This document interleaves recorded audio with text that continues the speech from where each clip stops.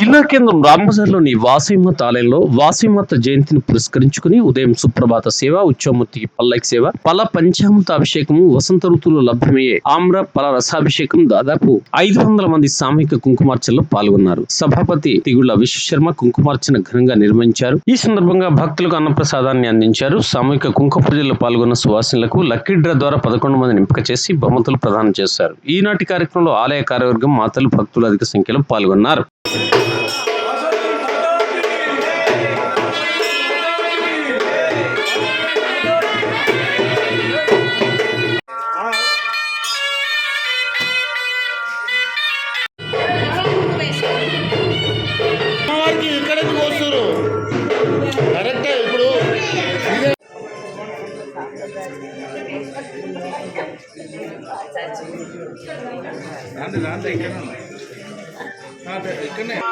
जय जय माता, जय जय माता, जय जय माता, जय जय माता, वासवी माता की, वासवी माता की, वासवी माता की।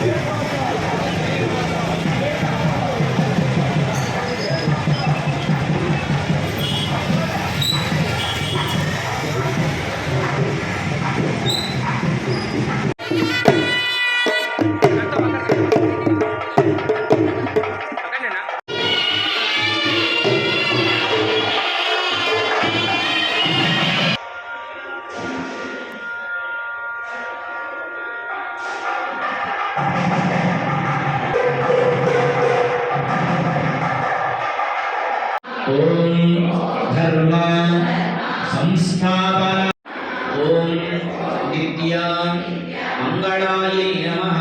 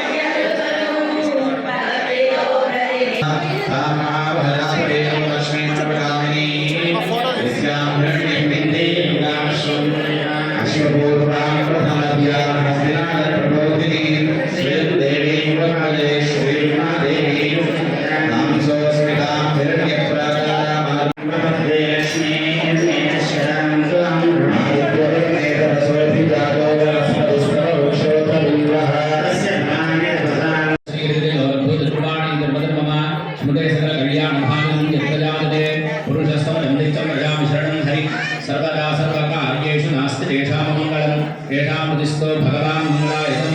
ఒక చెక్క పైన మీరు చేసుకున్న అమ్మవారి పైన కొద్దిగా అరుంధతి వశిష్టాభ్యాం నమః శ్రీ సీతారామాభ్యాం నమః వాసవి మాత్రే నమః ఇష్టదేవతాభ్యో నమః. మీ ఇంటి దేవుడికి అమ్మకు నాన్నకు ఇక్కడ ఉండేటువంటి జగన్మాతకి నమస్కారం చేయండి. ఇష్టదేవతాభ్యో నమః కులదేవతాభ్యో నమః గ్రామదేవత నమస్కారం చేయండి.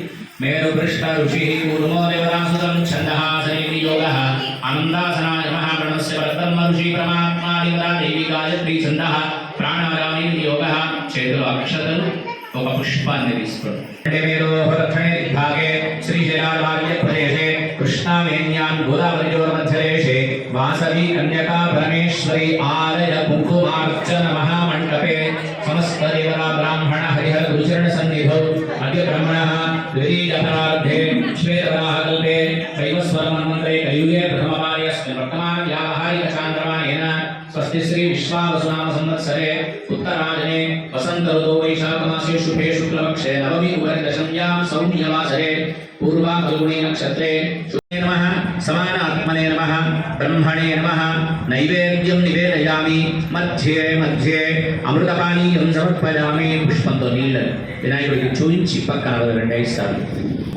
పోషణం సమర్పయామి హస్తౌ ప్రక్షాళయామి ముఖ ప్రక్షాళనం సమర్పయామి. 2 చేతుల గంధాన్ని వినాయకుడికి చండి చందనేన ప్రవర్తనం సమర్పయామి. తాంబూలం సమర్పయామి.